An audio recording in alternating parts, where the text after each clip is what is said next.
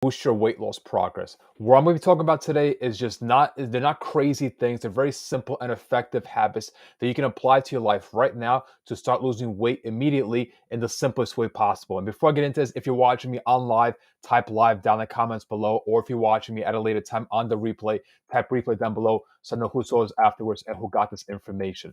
So the first simple thing that you can just do right now, not even wait until tomorrow, is to get more protein in your nutrition. Why is protein so important? Is because protein is extremely satiating. And if you know anything about weight loss, is that hunger always gets the best of you because you may be hungry halfway into the day or in the evening, and you're just going to end up binge eating or overeating severely and just feel guilty afterwards. Whereas if you were to make it a goal to eat high protein from the start of your day, from breakfast to lunch and end with dinner, you're going to be more satiated throughout the day, which is going to help you feel fuller and just not overeat. So starting with breakfast, make sure you're eating protein with every single meal, hopefully, and even with your snacks. Because if you don't eat protein, you're going to be much more hungrier, much earlier on, and your chance and the likelihood of just overeating on calories is going to be way higher, and you're going to just not have a good time.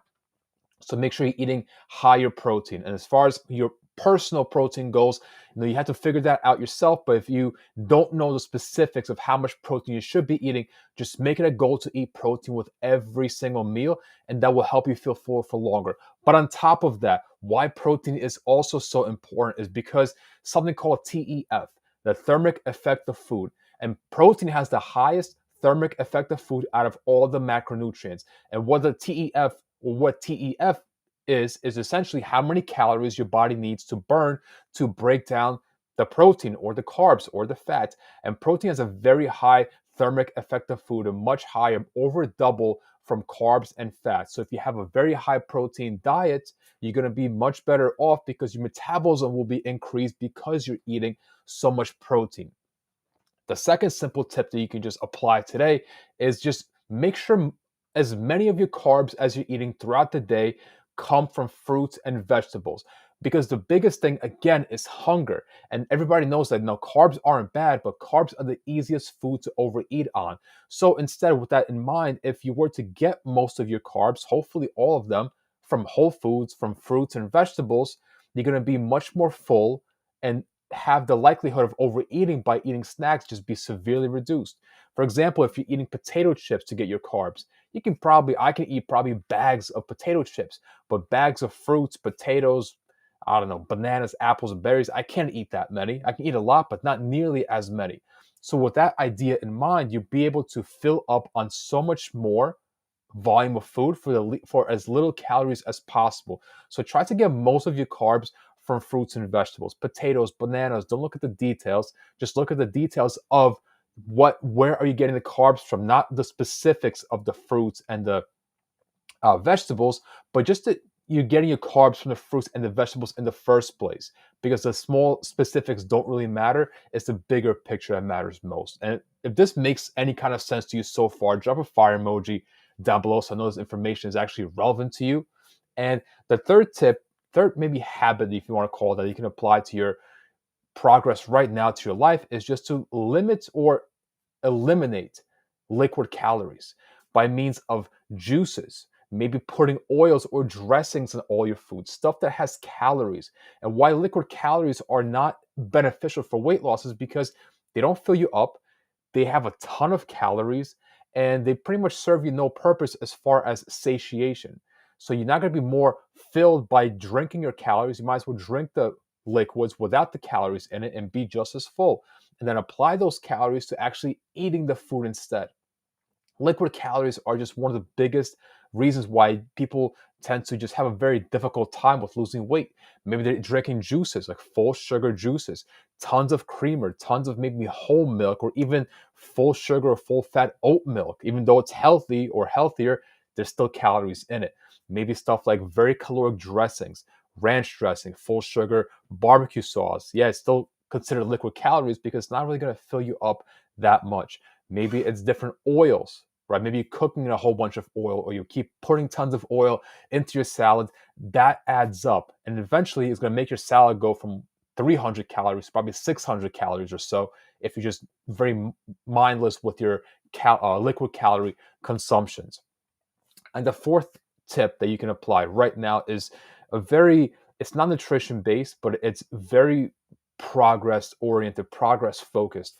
And is that don't crave or just aim for crazy hyper changes every single week. If you aim for these crazy changes, chances are you're going to take a very drastic approach to your weight loss to get to that crazy expectation for yourself. For example, maybe you want to lose 5 or 6 pounds this week.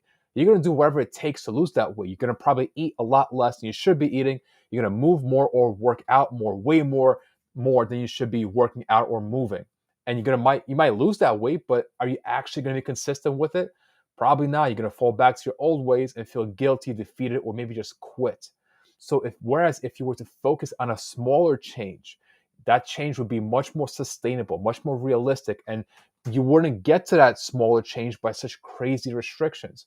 So don't aim on these grand, zoomed in weekly goals that aren't maybe, reachable, but they're not sustainable, because sustainability is the most important thing. And if you're starting a weight loss journey right now, thinking you're going to eat 1,000 calories or 1,200 calories, if your body maintains weight on like 2,500, you're in for a rough time. It's not going to be easy, and you will likely end up spinning your wheels in place for a very long time. So eat more, have smaller goals, but be very consistent in reaching those smaller goals over a long period of time.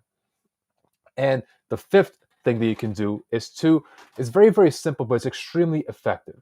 And it's that you can actually increase your metabolism. This will help you out a lot from personal experience and coaching other people. And it's that just take a 10, 15, maybe 20-minute walk every day.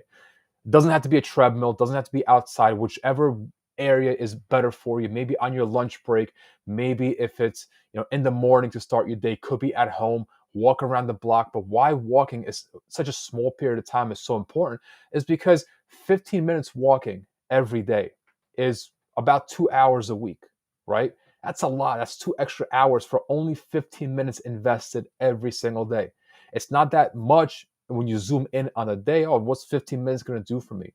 Well, probably not that much in a day, but in a week, in a month's worth of time, that's hours upon hours of walking, hours upon hours of spending calories and increasing your metabolism. That's the gradual changes that I'm talking about. So if you apply a 10, 15, or 20-minute walk, it could be more if you want to, but it doesn't have to be. A very small walk, it could be even a bike ride, whichever is easier for you. The specifics of what you're doing don't matter so much. It's just that you do it. A very low impact, low intensity way of just to be a bit more active. This will help you lose weight. It will increase your metabolism and not take a very drastic approach and not a very spearheaded, huge peaks and valleys type of approach for your weight loss. So apply these steps. These tips, they're very, very beneficial. They work not only for me, with the people that I personally coach, and I wouldn't be sharing these with you if they didn't work, because I want you to just start seeing results without, I don't follow any kind of crazy diets, detoxes, none of that crap, because it just doesn't work. I only tell you what works. And if you apply even 3 or 2 of these things today, you will start seeing results a lot sooner than you want to see them and a lot more consistently. And if you got any value from this video so far, drop a fire emoji down below in the comments so I know that this video was valuable to you, and I'll see you next time.